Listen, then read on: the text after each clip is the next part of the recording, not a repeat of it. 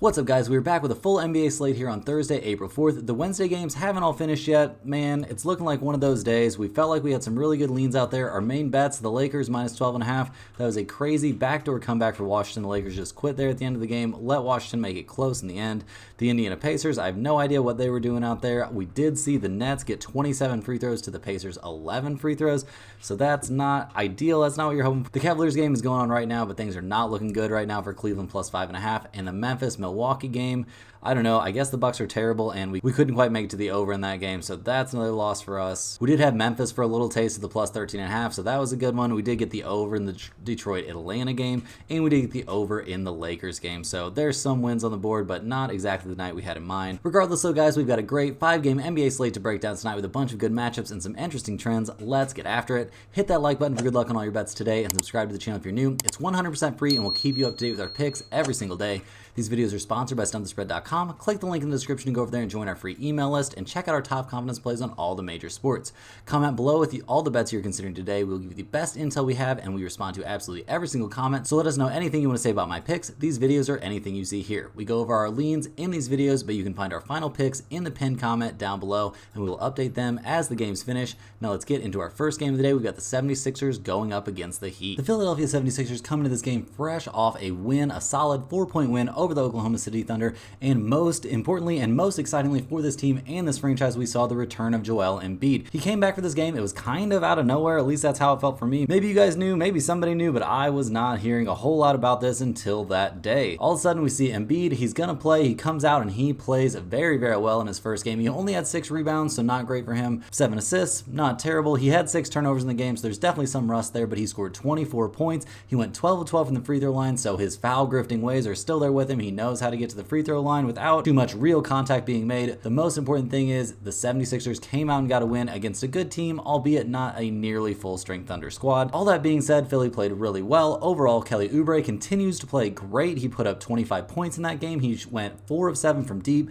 That left-handed shot is really working out for him right now, and things are just going well for the 76ers. All of a sudden, crazy turnaround, not what we expected to see. All of a sudden, this team is right back in there. They could be a very, very scary team in the Eastern Conference. Right now, they're sitting in the 8th seed, but they're only 2 games back in the Indiana Pacers, so they're going to be looking to push and see if they can get themselves out of the play-in tournament and get right back in there. If Joel Embiid is suddenly back at full strength by the time the playoffs roll around, this team is an immediate threat in the Eastern Conference to knock off any team they face. They could knock off the Celtics, they could knock off the Bucks, they can beat anybody if Joel Embiid is at or near his peak MVP form. There's really not a lot to be gained by looking back at the 76ers trends over their last several games, because this is a totally and completely different team with Joel Embiid out there. Tyrese Maxey, he's listed as questionable for this game against the Heat. He did not play against the Thunder in that one. He's still trying to work his way back. He hasn't played since the 29th, so he hasn't been out that long, but a hip issue is something they're definitely going to want to get straight on their second best player to have him ready to go once the playoffs arrive. Tobias Harris is also on the injury report. We're not too worried about him. He's questionable with a left knee hyperextension. He did play 35 minutes in that game against Oklahoma City, but he played his full complement of minutes. We're not really worried that he's going to be sitting this game out. I think we'll likely see him out there. Most important, we've got Joel Embiid. He's listed as questionable with his left knee injury recovery stuff, but I think we expect to see him out there unless there's some really, really weird injury news coming up. So right now, looks like pretty much a full-strength Philadelphia 76ers squad with Joel Embiid ready to go, something we did not expect to be saying at this point in the season. They're taking on the Miami Heat in this game. The Heat are playing well right now. They're coming to this one fresh off of a solid 10-point win over the New York Knicks. The injury report is always extremely key for the Miami Heat. Right now, it looks like they're healthy, though. Healthy except for Tyler Hero. He's not going to be back for this game yet, but the news we're hearing is that he's getting relatively close to making his return. With his ongoing right foot issue, that would get the Heat back to 100% and get them some time to get ready for the playoffs. Miami looked very, very good in that win over the Knicks, and they need to be winning every game they can right now. They're in the 7th seed. They're only a half game back of the Indiana Pacers and 2 games back of the Magic and the Knicks, all the way up there in the 4 seed, so things are very, very volatile here in the Eastern Conference. In that win over the Knicks, and I know it's not really the full strength Knicks, but this is kind of looking like what they're pretty much going to have. I mean, Brunson played in that game, and he's really the only player you can feel like it's guaranteed that the Knicks are going to have out there once the playoffs come around, so this is pretty much the final iteration, or what currently looks like the final iteration of the Knicks right now. But more importantly for the Heat, they're starting to get healthy. They had Jovic, he was back. Butler and Bam both played in this game, so that's a big step up. We saw Kevin Love play some decent minutes, but not great. He only went 2 of 7 from 3-point range and 2 of 8 from the field overall. But we saw Highsmith play well off the bench. Caleb Martin's back, and just in general, it's good to see this team finally starting to round into form and starting to get get kind of healthy. The Heat held a significant edge on the boards in this game. They out-rebounded the Knicks by 9. Miami shot the ball well from the perimeter. They got to the free throw line an equal amount of times, which is kind of nice to see, but they knocked down 20 of their 21 free throws. Bam did not have to carry too much of the load, neither did Jimmy Butler. The real star of this game for the Heat was Terry Rozier. He went bonkers from three-point range. He went 8 of 11 overall. He went 8 of 11 from deep. He went 10 of 15 from the field in total. He only had 3 turnovers in this game. His assist numbers, not great. He's not a fantastic assist guy. We can look more for Jimmy Butler and Jovic to be doing the heavy lifting on the playmaking duties, but Terry Rozier creates some ball movement, and he definitely creates some chaos out there with his speed on the perimeter. The spread for this game is currently sitting at the Miami Heat -2.5. That's kind of an interesting one. It's a very interesting situation. How is Embiid going to look in this game? That's the real question heading into this one. The 76ers, over the course of the season, including both their games with and without Embiid, are 21-17 against the spread playing on the road. The Heat are not a very good home team. They're 15-22 against the spread playing at home this season. Not a great number, not a number you're used to seeing from the Miami Heat, who used to have a pretty solid home court advantage, it felt like. However, their last time out, they knocked off the Knicks playing at home. The time before that, playing in front of their home fans, they knocked off the Portland Trailblazers by 60 points. Although the home game before that, they did lose the Golden State Warriors, and the home game before that, they took down the Cleveland Cavaliers in an absolute blowout. So I think we can feel like Miami's playing slightly better at home right now than their season average overall. I do expect to see Embiid have a little bit of trouble getting back into a groove, coming into basically what has to feel like an almost new season for him after he missed so much time. Give me the Heat as a very slight lean in this one. That's what I'm looking at so far in this game in terms of an against the spread pick. Now let's take a glimpse at that over-under. It's currently sitting at 215.5. We see that the 76ers are 20-18 to the over when playing on the road. I do feel like their whole style of play changes with Embiid out there, though. I think they'll play at a slightly slower pace, which could be interesting for people looking to bet the under in this game. We see that Miami is slightly an under team. They're 19-18 to the under when playing at home. Not huge leans to have on the over-under in this game. If you were forcing me to bet the over-under in this one, just off the information that we have right now, I think I would probably take just a little taste of the under, but just in general, not looking like a game we're going to have a ton of action on tonight. Next up, we got the Sacramento Kings going on the road to take on the New York Knicks. The Kings come into this game fresh off an elite showing against the LA Clippers. They took down the Clippers 109-95 in a game that was pretty much out of hand very, very quickly. Kings expect to have pretty much everybody available for this game with the obvious exception of Malik Monk, who's going to be out at least 4 to 6 weeks. That's pretty concerning news for them. They need his playmaking in there, but other than that, they're healthy right now. They have to figure out how to make the best of things while he recovers. In that win over the Clippers, a very, very impressive win. I know I already said that, guys, but this was a great game from Sacramento. They were even in the first quarter. In the second quarter, they opened up a small lead, and then in the third quarter, they absolutely buried the Clippers. We saw Sabonis have another great night, and a 20-20 night. This guy is an absolute machine out there. If he can keep up this kind of performance into the postseason, the Kings are going to be a much tougher out than a lot of the pundits are expecting them to be.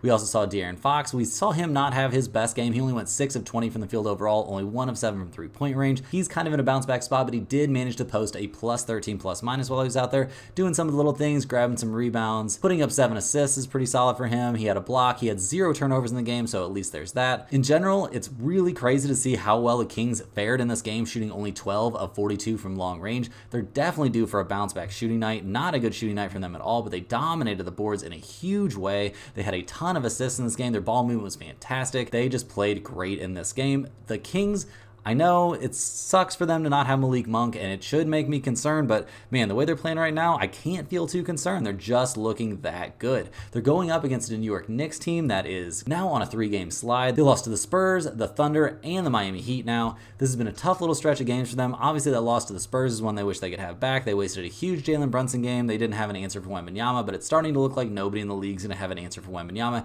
here at the end of the season, and God knows what's going to happen to everyone next year. That loss to the Thunder was a very close one, but it wasn't really the full strength Thunder exactly. I mean, we did see SGA hit that crazy shot, but just in general, losing by 10 points to the Heat can't feel too good. And the Knicks, they're banged up. They're not close to their full potential. If they could finally get healthy, if they could get Julius Randle back, if they could get Mitchell out there on a consistent basis, if they could figure out what the heck is wrong with OG Anunoby's elbow, that would help a lot.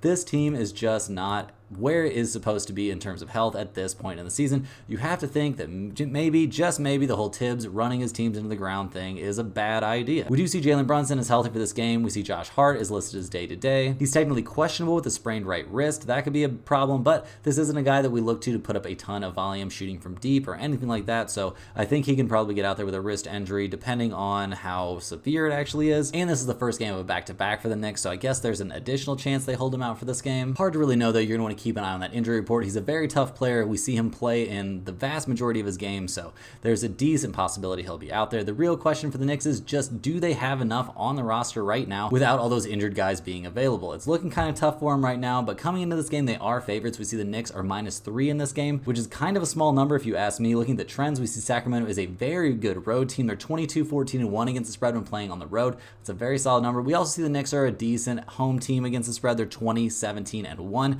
Guys, we are definitely looking at the Kings +3 in this one. As long as they're getting points in this game, I think they're in a fantastic spot. I don't think any of their bigs really have a legitimate chance against Sabonis. He's playing out of his mind right now. He's been playing out of his mind pretty much all season long. This dude needs to be in consideration for some serious awards here at the end of the season. Definitely give me Sacramento -3 unless there's some crazy injury news. Looking at the over-under for this game, we see that the Kings are actually a pretty solid 22-13-2 to the under when they're playing on the road this season. That's pretty interesting, and we know they're going up against one of the big under teams in the league. The Knicks are 26-12 to the under. That's a league best when at home. So, guys, give me the under also. This could be our two biggest bets of the night, potentially. We're definitely looking at the Kings +3 in this one as a great spot, and the under also seems very live to me. Moving right along, we've got the Atlanta Hawks going on the road to take on the Dallas Mavericks. Atlanta comes into this one fresh off of a game against the Detroit Pistons, so they're going to be playing on no rest and having to make that short trip from Atlanta to Dallas. Not too bad of a flight. I don't expect them to be extra fatigued, but they are playing on back-to-back nights late in the season here, so the fatigue level is definitely something we'll take into consideration. The Hawks have been playing a little bit better recently. They've won 5 of their last 6 overall. Going into that game against Detroit, we've seen Dejounte Murray play well. The squad is looking pretty decent here without Trae Young, but they're nothing to write home about. It does look like they're definitely going to hang on to that 10 seed in the East. They're going to be in the play-in tournament. They could move up to the 9 seed. They did just beat the Bulls, so I guess they definitely are live to be in the 9 seed. But guys, this isn't a squad that any of the big teams need to be worried about in any way whatsoever. In the recent win at Chicago, we saw the Hawks shoot the ball extremely well from long distance, shooting almost 50% from the field, making 19 threes in that game. They're going to need outlier performances like that to win most of their games, and they got one there against a Bulls team that just did not play very well on defense. Atlanta lost the rebounding battle in that game. They needed all of their starters to play extremely well. Their bench did play good in that game, but it is not a bench unit that really gets me excited. Not too much about the Atlanta Hawks is getting me excited right now, guys. I'm going to be honest. They're not a team that I see a ton of potential in. They had all these young players, and they never really pulled the trigger on any big trades. They just kind of locked them all up. Some of them kind of developed, some of them really didn't. We did see Bogdanovich. He's playing really, really well right now. He posted a +19 in that game, so he could be a big part of their future, I suppose, but he's had his injuries. Everybody on this roster, it feels like, has had some injury problems except for Dejounte Murray. Are they sticking with Trae Young? Are they going to move on from him in the offseason? There's all kinds of rumors swirling about that, so it'll be interesting to see what kind of effort they put in here down the stretch and into the play-in tournament. Going up against the Dallas Mavs is a tough task. Dallas comes into this game fresh off of a really weak performance against the Golden State Warriors. Not going to lie, they let us down in a big way in that game. We had Dallas +1.5 in that one, and they just could not make a shot to save their lives down the stretch in that game. They ended up losing 104-100 in that game. They're about to play the Warriors again after this game against the Atlanta Hawks. This is the front half of a back-to-back for Dallas also. So both of these teams are on the front half of a back-to-back. It'll be interesting to see what kind of effort level we get and who's going to be in the game for them in this one. I do think most of their key players are going to be out there. I don't see Luka or Kyrie or Daniel Gafford really sitting out the front half of back-to-backs right now. Maybe they could end up sitting out the back half. I don't think that's impossible, but right now they need to win all the games they possibly can. Dallas finds themselves sitting in the 5 seed, only a single game up on the Kings and the Suns in that battle for the 5 and 6 seeds in the Western Conference. Everybody's trying to avoid that play-in tournament that's going to have LeBron and Steph Curry and very likely Kevin Durant in it. In that tough loss to the Warriors that snapped a long Dallas winning streak, we saw Luka score 30 points. He put up another 30-point triple-double. Absolutely crazy. We saw Kyrie Irving play really well down the stretch. He had 27 points in the game. He shot 50% from three-point range. We saw PJ Washington have a decent game, but he missed some big threes there down the stretch. And just in general, Dallas, it's crazy that they actually made 15 threes in this game. When you were watching it live, there at the end, it just felt like they could not make a single open look, no matter how open they were getting. All the role players, it just felt like they were missing everything they threw up there. Felt like we saw a lot of Kleba minutes. He scored a grand total of 0 points in his 17 minutes. This bench just is not looking too hot to me. They're going to need to find a way to have this bench unit playing better or something down the stretch here, because it just doesn't feel like they're going to be able to get it done anytime that they don't have their starting 5 out there on the floor. I know they've got a couple of bench guys out with injuries, so maybe Derek Lively the second coming back or something like that can help, but right now I'm just not seeing a lot of potential with this bench unit. But the starting unit is looking fantastic, and the star players are playing absolutely out of their minds, and Kyrie is looking the healthiest he's looked in many years. Currently, we see the spread in this game is Dallas minus 11. I tend to look towards Dallas minus 11 as my lean in this one. We see that Atlanta is only 13-23 against the spread on the road this season, and they're 5-8 against the spread playing on no rest. So not exactly a great spot for Atlanta, not a spot where we expect them to be highly motivated or even really have the ability to be highly motivated coming off of a game against the Pistons, who've actually been a slightly tougher out lately, although we know that Cade Cunningham is not playing in that game. So I don't know, maybe it won't be the toughest game for them ever, but they're taking on a Mavs team that is very, very good. The Mavs are only 18-19 against the spread at home, so this isn't going to be one of my bigger plays. We're going to go ahead and take a look at the over-under in this one. Currently, the number's sitting at 231.5. You see that Atlanta is 19-17 to the under when they're playing on the road, but they are 5-8 to the over, playing on no rest. We see that Dallas is 22-15 to the under at home. I would take a slight taste of the under in this game, I suppose, but this isn't an over-under number that we're really going to be on. If we're going to be on this game, I'm going to be on the Mavs minus 11 going up against a tired Atlanta squad. Next up, we've got the marquee game of the NBA slate for the night. We've got the Golden State Warriors going on the road to take on the Houston Rockets in that battle for the last play-in spot in the Western Conference. Draymond Green is already out there talking smack, trying to motivate his opponents, I suppose. Not really sure what he's getting out of doing that, but he is always one to talk when given any sort of opportunity. We saw the Warriors get that big win like we were just talking about over the Mavs. They're closing in on locking up that spot. We're seeing Stephen A gassing up the Warriors. He's saying since their defense is so good, they could have what it takes to make a deep playoff run. As a Warriors fan, guys, or I would more correctly say a Steph Curry fan, I don't really see a big playoff run in the Warriors' future for this season unless something really, really weird happens. We're going to need Wiggins and Klay Thompson to really find a fountain of youth here at the end of the season for any sort of crazy run like that. Although I will say that Chris Paul looked fantastic there down the stretch and at actually really throughout the entire game against the Mavs. The Warriors come into this game looking relatively healthy. All the news that I'm seeing and what Steve Kerr is saying seems to indicate that Jonathan Kuminga is going to play in this game. I do expect Gary Payton II to play through his sore ankle, so I think the Warriors will be at full strength for this game. It's going to be interesting to see if Kuminga is actually out there and how he looks coming off of that knee, we'll say injury, but it just seems like general knee soreness to me, so I think he'll be pretty close to 100% and be pretty much his normal springy self. The Warriors definitely need this game. There is still hope for them that they could move up to the 9 seed and get to play at home against the Lakers in that game, although the Warriors have been so good playing on the road this season that I don't think we really have to worry too much about them there. I won't quite say this is a rivalry game, but there's been a lot of talk between these teams, and the Warriors are going to be highly motivated going up against the Houston Rockets, who have now lost 2 in a row. They lost to the Dallas Mavericks 125-107, and that was a game that Houston got to play at home, so that was a tough look for them. And then they went on the road at Minnesota. They played relatively well in that game, but they lost to the Minnesota Timberwolves 113-106. So now Houston is pretty much in do or die mode. They're going to have to basically win this game to keep their hopes alive. Houston is healthy coming into this game. They're going to have Van Vliet, Jalen Green out there. Dylan Brooks is ready to go. Jabari Smith's ready to go. They're going to hope for a big game from Amen Thompson, and their bench is really where the problems start to crop up. I don't really love their bench unit too much, and I doubt there are very many Houston fans out there that are singing the praise of their bench unit. In that tough loss to the Timberwolves, we actually saw some positive things from their bench, which is a little bit shocking, but we saw a pretty mediocre game from Dylan Brooks, and just in general, we saw the Rockets shoot the ball terribly from three-point range. They didn't really get to the free throw line either. They stayed pretty even on the boards, which I guess is a good thing, but they had 14 turnovers in that game. This is, after all, kind of a young team. There are a lot of young players out getting significant minutes. Jalen Green and Amen Thompson are not exactly veterans. Neither is Jabari Smith Jr. I do think the future is pretty bright in Houston, but it's going to be a big ask to expect these young guys to come out and really play some crazy game against a relatively veteran team like the Warriors and to come away with a win in a huge crunch time game. They are getting points at home in this one, and they did go on a solid run for a while, but if you look at the season series between these two teams, we can see that the Warriors have won both of those games. They were a long time ago. Neither one of those games took place this year, but still, it does look like the Warriors are in a pretty good spot. Golden State is -4 in this one, so the odds makers are actually giving the Warriors quite a bit of respect here, probably taking into account how good of a road team they've been this year.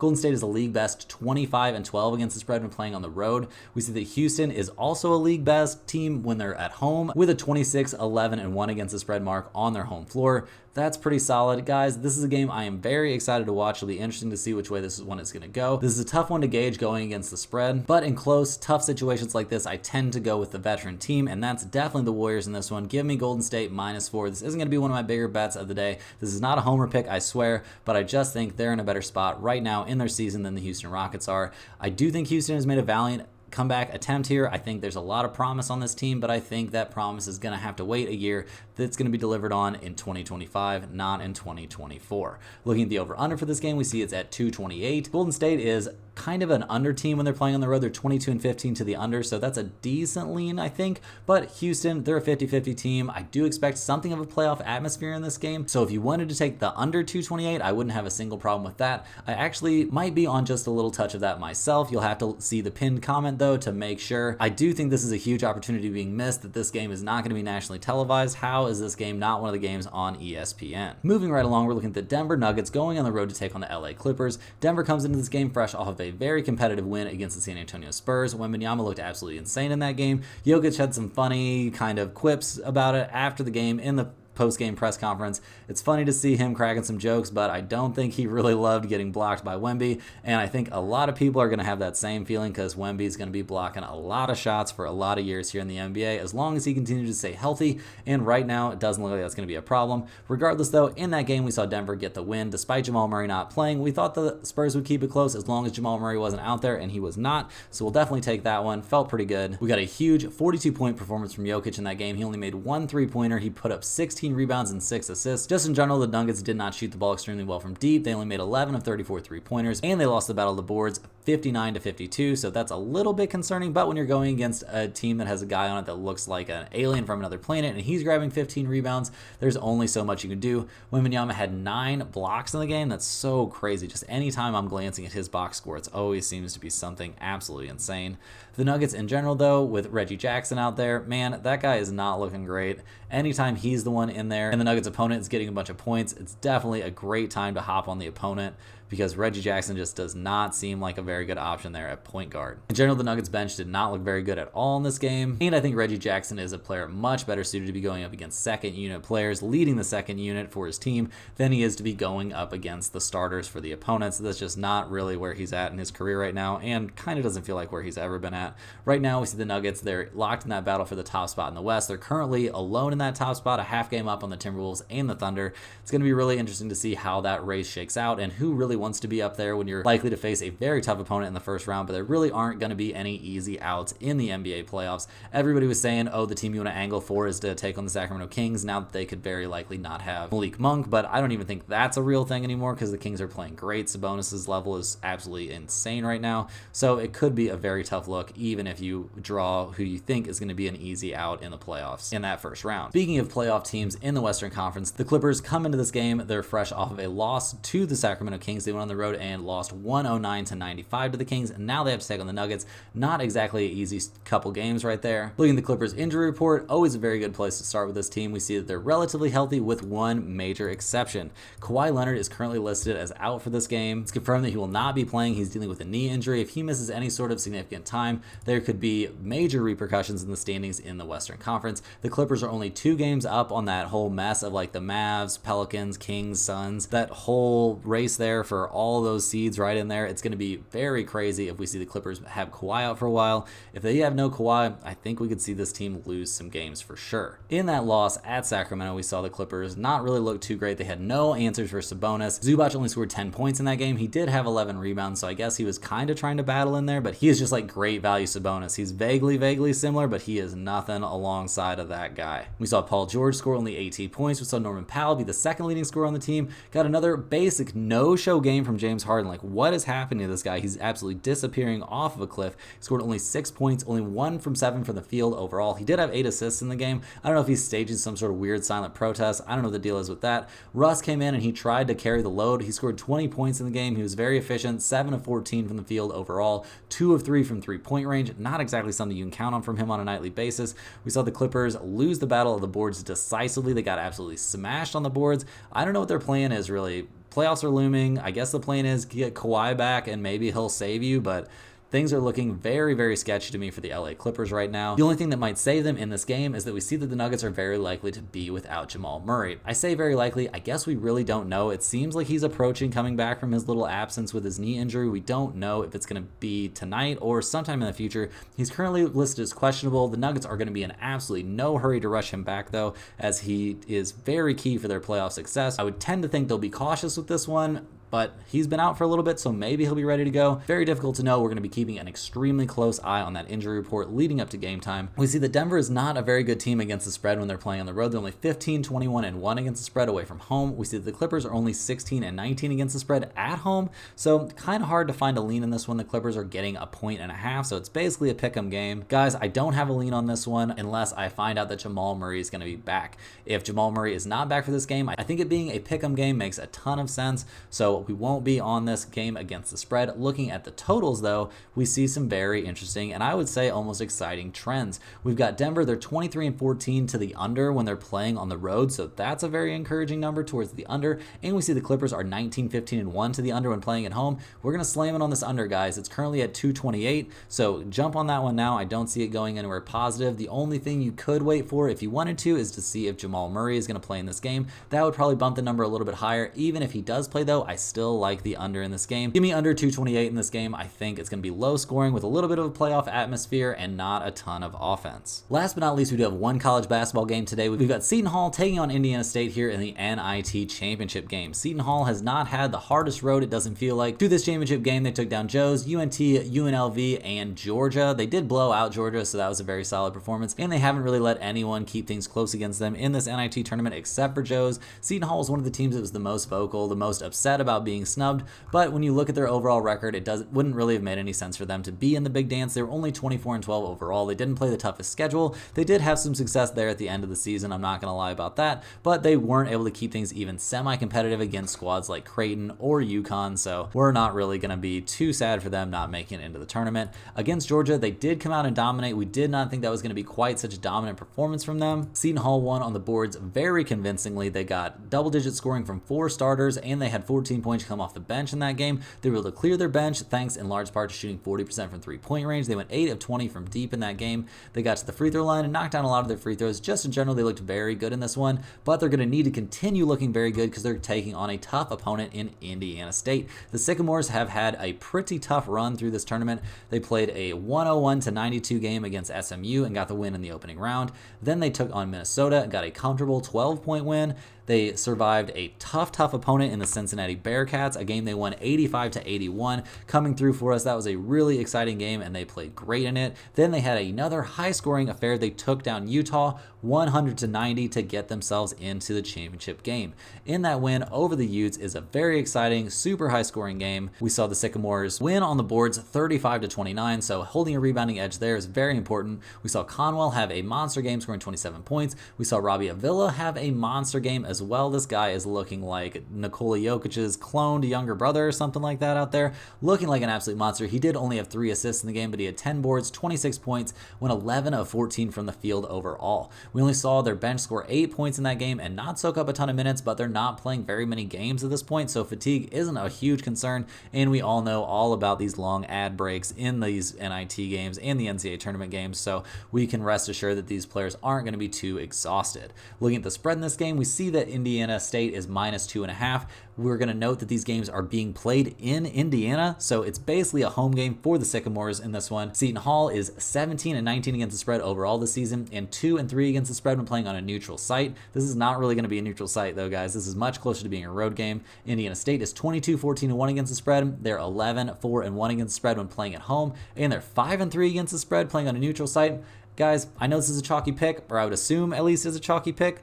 Nothing's going to get me off of Indiana State in this one, though. They're only -2.5. I know Seton Hall has been playing well lately, but I don't really care. I think Indiana State's been playing better. I think they're the better team. I think they're going to have the best player on the floor. Give me the Sycamores to get the win and cover. We're definitely going to be betting this game today. That's all the picks we have for today, guys. Hit that like button for good luck on all your bets and subscribe if you're new. Don't forget to check the pinned comment below. It will change throughout the day. It will have our locks, our final picks for the day, and they will be locked in prior to game time. You'll see them down there in the pinned comment. And if you come back to this video after the games are completed, you'll see them checked off, whether they were wins or losses or what happened in them. We'll put a little bit of context in there, a little bit of explanation for what went on in those games. Let me know in the comments any questions you have on today's slate. Thanks for watching. You can click the link in the description and check out stumpthespread.com, and we will see you guys tomorrow for more sports betting action.